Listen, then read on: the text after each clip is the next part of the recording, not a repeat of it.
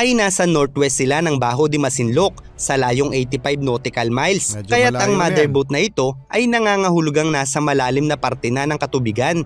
Kaya't ito ay nasagasaan ng malaking barko na ayon nga sa PCG ay ang Pacific Ana lamang ang barkong dumaan roon sa mga oras na iyon. Hindi talaga imposible kasi yung malalaking bangka na pangisda, kasi ang ginagawa talaga normally ng mga bangkang nangingisda, may malaki sila, no? Tapos may mga maliliit silang naghahanap ng school ng fish kung saan nasaan yung maraming isda. At doon pa lang sila sisimulan mangisda. So, depende sa klase ng pangingisda. Iba't ibang klase tawag nila dyan, mga utol. So, hindi ko na po alam yung mga detalye tungkol sa pangingisda. Pero yun yung nalalaman ko dahil nga ako'y lumaki sa isang probinsya na kung saan isa sa pinagkukunang hanap buhay ay ang pangingisda. So, ganon. Iba-iba. May troll na tinatawag, may pangulong, o parang gano'n, may basnig, kung ano. Iba-iba tawag eh. Kahit sa ibang probinsya, iba rin ang tawag. Anyway, mapunta na tayo dito sa report mula sa Manila Times. Ito yung sa Manila Times, mga utol, ha. Okay? Marcos vows justice for 3 dead fishermen. Okay? So, nakarating na ito sa ating Pangulo. President Ferdinand Marcos Jr. on Wednesday vowed to hold accountable those behind the death of 3 Filipino fishermen of mga karunungan, kaalaman, teorya, kasaysayan, hiwaga at mga bagong tuklas. Alamin natin.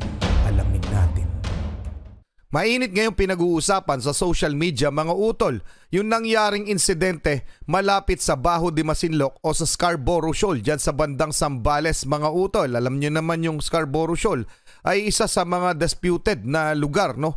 Na kung saan ito'y inaagaw ng China, may pangyayaring nabangga ang isang Filipino fishing vessel.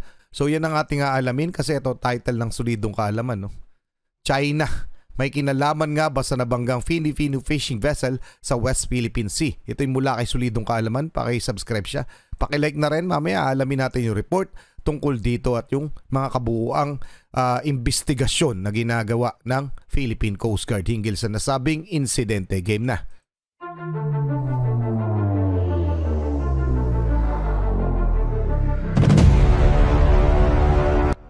Bakit nga ba nasagasaan ng barko ang ating mga mangingisdang Pilipino?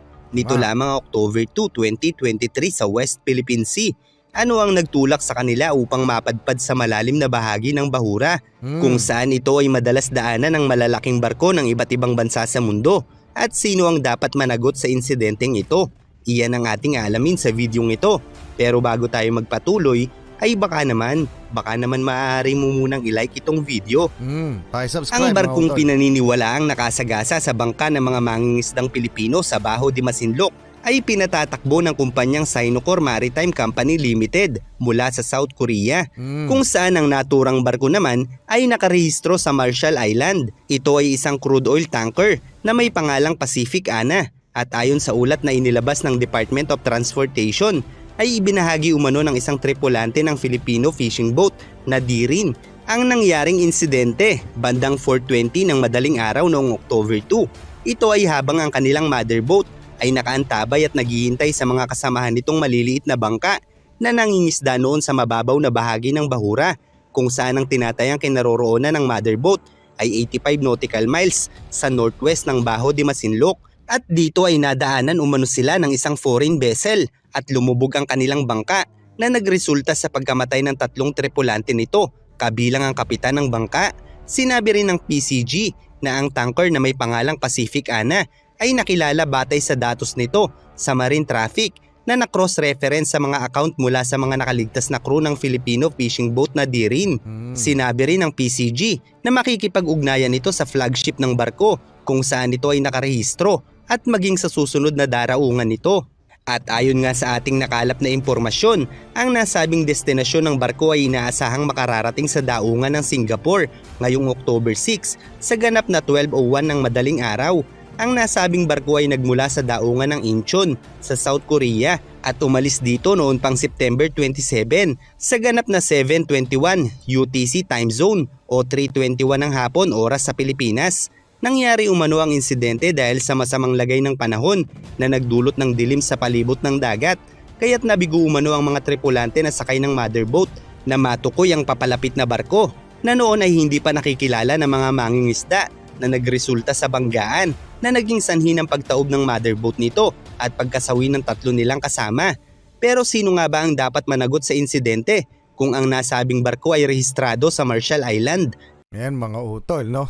O yung mother company. Pero palagay ko yung mother company, yung kumpanya mismo itself. Pero palagay ko dahil sa masamang panahon, no one's fault naman yan. Hindi naman siguro sinasadya nitong barko na ito na hindi nila napansin yung isang maliit na fishing vessel. Okay? So yun yung problema talaga. Kaya nga yung mga mangingisda natin, kasi ako po'y lumaki sa isang probinsya kung saan isa sa pinakapangunahing pinagkukunan ng kabuhayan ay pangingisda. Talaga naman delikado yung anong tawag doon? Lumaot o mangisda kapag masama ang panahon. So alam ko yan kasi yung mga tito ko, yung mga mag-anak ko at yung mga iba kong mga kabarangay, yun ang hanap buhay. Dumadayo talaga sila sa malalayong lugar dyan sa karagatan ng Pilipinas para lamang makapangisda. So delikado talaga kapag lalong malaki ang alon, madilim ang karagatan mga utol. Pero syempre, hindi natin masisisi ang ating mga Pinoy na mangingisda na tumulak at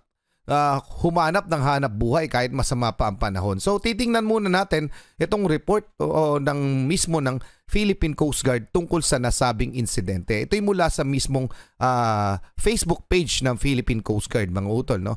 Ito yung nakalagay sa kanila.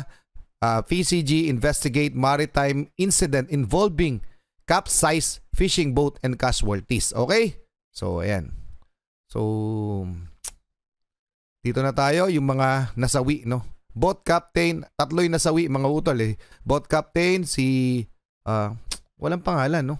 47, boat crew, walang pangalan. Isang 38 years old, isang 47 years old at isang 62 years old. The 11 fishermen who survived had provided their accounts of the incident. Okay? According to their statement, on October 2, 2023, approximately 4:20 a.m. So mag-uumaga, no? Pero madilim talaga yan, mga utol, dahil may bagyo. May masama ang panahon, okay?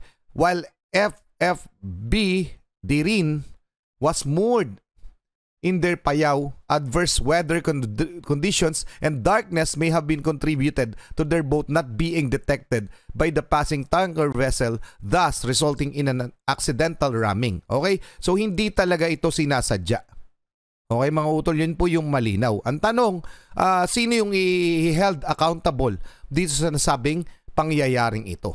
Okay? Mamaya itutuloy natin. So, basahin na lang natin ng konti. They further shared that they used their small service boats to transport the bodies of their fallen companions to Infanta, Pangasinan. The PCD is diligently cross-referencing the fisherman accounts and the date and the time to identify the vessel that has passed through the exact incident location. Pero po, natukoy na nga po ng Philippine Coast Guard kung sino talaga yung, anong pangalan ng oil tanker, which is yung Pacifica Ana na registered sa Marshall Island na hawak ng company na mula sa South Korea. So malinaw po yan mga utol. Mabalik na tayo at mamaya titingnan natin yung report mula sa Manila Times. Tuloy na muna natin to.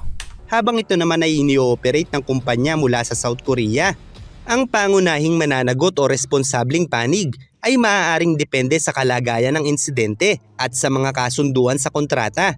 Karaniwan kasi ang mga kumpanya o operator ng barko ay may mga insurance policies tulad ng P&I insurance o Protection and Indemnity Insurance na nagbibigay protection sa kanila laban sa mga pinsala o pananagot sa insidente sa karagatan. Ito ay maaaring magkaroon ng kasamang pagsusuri upang malaman kung sino ang may responsibilidad sa insidente at kung sino ang mananagot o magbabayad para sa pinsala. Ang mga rehistradong barko ay kailangang sumunod sa mga regulasyon at batas ng bansang kanilang kinikilala na bandila o flag state. Kung ang insidente ay dahil sa kakulangan sa pagpapatupad ng regulasyon o mga patakaran, ay maaaring ang bansang Marshall Islands ay maging bahagi ng imbestigasyon at magkaroon rin ng pananagutan kahit pa ang kumpanya mula sa South Korea ang nag-ooperate ng barko. Tama. Gayunpaman ang insidente sa karagatan ay isang komplikadong usapin at ang proseso ng pagsusuri ay maaaring maging mahabang proseso sa ilalim ng batas ng karagatan. At para naman sa mga nagdududa kung papaano nabangga ng isang napakalaking barko ang bangka ng mga Pilipinong mangingisda, gayong mababaw lamang umano ang tubig sa palibot ng Bajo de Masinloc. Kaya't upang maunawaan natin ito ay ating lilinawin na ang nabangga ng oil tanker ay isang mother boat. Ito ay may kalakihan kumpara sa mga maliliit na bangkang kasama nito. Tama. Na siya namang pumapasok sa mismong mababaw na parte ng mga bahura. At ayon nga sa mismong tripulante ng fishing vessel na ito, ay nasa northwest sila ng Bajo de Masinloc sa layong 85 nautical miles. Medyo Kaya't ang malayo na mother yan. boat na ito ay nangangahulugang nasa malalim na parte na ng katubigan. Kaya't ito ay nasagasaan ng malaking barko na ayon nga sa PCG ay ang Pacific Ana lamang ang barkong dumaan roon sa mga oras na iyon. Oh, hindi talaga imposible kasi yung malalaking bangka na pangisda kasi ang ginagawa talaga normally ng mga bangkang nangingisda, may malaki sila, no? Tapos may mga maliliit silang naghahanap ng school ng fish kung saan nasaan yung maraming isda. At doon pa lang sila sisimula mangisda. So, depende sa klase ng pangingisda. Iba't ibang klase tawag nila dyan, mga utol. So, hindi ko na po alam yung mga detalye tungkol sa pangingisda. Pero yun yung nalalaman ko dahil nga ako'y lumaki sa isang probinsya na kung saan isa sa pinagkukunang hanap buhay ay ang pangingisda. So, ganon. Iba-iba. May troll na tinatawag, may pangulong, o parang gano'n, may basnig, kung ano. Iba-iba tawag eh. Kahit sa ibang probinsya, iba rin ang tawag. Anyway, mapunta na tayo dito sa report mula sa Manila Times. Ito yung sa Manila Times, mga utol ha. Okay? Marcos vows justice for 3 dead fishermen. Okay? So nakarating na ito sa ating Pangulo. President Ferdinand Marcos Jr. on Wednesday vowed to hold accountable those behind the death of 3 Filipino fishermen of Bajo de Masinloc, Scarborough Shoal in the disputed West Philippine Sea. Okay, ito na yung pinaka buod niyan ha. So nabasa na natin yan, mga utol. So eto na. Lalagpasan lang natin. Dito na tayo sa part ng ayan, yung pangalan ng mga casualty. The 3 casualties had been identified as 47-year-old boat captain Dexter Lodencia, 38-year-old Romeo Mexico, and 62-year-old Benedicto Olandria. They were all residents of Calapandayan in Subic, Zambales. Okay? So ayan na yung mga utol. So mahaba to. Pero tinitiyak naman ni President Bongbong Marcos ayon dito at saka sa kanyang statement na talagang tututukan niya at ipapaimbestiga niya at kung sino yung dapat managot at malamang sa malamang may settlement ito doon para sa mga pamilya ng mga nasawi. So condolence po doon sa pamilya ng mga kababayan natin na nasawi dito sa nasabing insidente. Pero just see to it na yung ating gobyerno talagang pananagutin kung sino man may sala rito. Kung sino mananagot, kung yung mother company o yung flagship nung lugar, nung nasabing barkong involved dito sa insidente. Okay, malinaw po yan mga utol. Hindi ko na binasa pero pwede yung makita. Check nyo na lang sa Manila Times tungkol dito. Okay, tuloy na muna natin. Gayunpaman kung mapapansin natin, ang ating mga mangingisda ay mas malapit sa southeast ng Bajo de Masinloc. Gayunpaman kadalasan ng ating mga mangingisda ay kinakailangan pang magpakalayo-layo dahil ang bahaging ito ng Bajo de Masinloc o Scarborough Shoal ay ang natatanging daanan papasok sa lagoon. Kaya naman nandito rin kadalasan ang mga Chinese Coast Guard na humaharang sa ating mga mangingisdang Pilipino. Kaya naman napipilitan silang magpakalayo-layo, makahuli lamang ng mga isda at makaiwas sa pangaharas ng Chinese Coast Guard. Kaya't mas nalalagay sa peligro ang kanilang buhay dahil ang northwest ng bahurang ito ay kadalasan talagang dinaraanan ng malalaking barko na naging dahilan sa pagkamatay ng 3 mangingisdang Pilipino. Kaya't kung hindi lamang naging sakim ang Partidong Komunista ng China, ay hindi na sana mapapadpad pa sa pinakamalalalim na bahagi ng bahura ang ating mangingisdang Pilipino na nagiging dahilan sa peligro ng buhay ng mga ito. Yun nga mga utol. Nakakalungkot kasi dahil dyan sa pangaagaw sa atin ng teritoryo ng China, yung mga kababayan natin mangingisda na sa halip ay napapakinabangan ng likas na yaman na sariling atin, hindi. Dumadayo pa sila sa ibang lugar o lumayo pa sila. Pwede naman dito sa malapit sa lugar kung saan hindi dinadaanan ng mga barko. Kasi nga po, yung buong South China Sea, 33% ng trade route ng barko ay dyan dumadaan. Okay? 33% sa buong mundo sa South China Sea po dumadaan, at yan yung mere reason, isa sa mga dahilan na nakikita dahilan ng mga eksperto kung bakit pinipilit ng China na maangkin yan. Yung sa atin ang pinaglalaban ng Pilipinas, mga utol, ay yung karapatan natin sa ating mga teritoryo at karapatan na rin ng ating mga mangingisda na mga pangisda. Hindi lang naman dyan yan nangyayari sa Bajo de Masinloc o sa Scarborough Shoal. Pati dun sa part ng Spratly Island, yung mga mangingisda natin, di ba, hinaharang, palagian natin nakikita yan. Yung iba nga ay natakot na mangisda. Kasi hinahabol sila. Ikaw ba naman habulin ng Coast Guard Di ba, mga utol, nakakatakot. The mere fact pa nga lang na nangingisda sila ay napakahirap na po, lalo sa open sea. So alam ko yan kasi nga yan ay nikukwento sa akin ng mga aking mga kamag-anakan na pangingisda ang hanap buhay. So iba talaga ang buhay sa karagatan. Anyway mga utol, anong masasabi nyo sa ating report? Sana'y nadagdagan ang inyong kaalaman. Pa-comment na lang. Muli, ako si Target Achilles in behalf of the Real South Pride Production. Ako nagpapasalamat kay solidong kaalaman. Dahil marami tayong natutunan. Maraming salamat sa inyo mga utol sa pagtutok. Kayo mag-iingat, keep safe, God bless at saludo po sa inyo lahat. Maraming salamat po.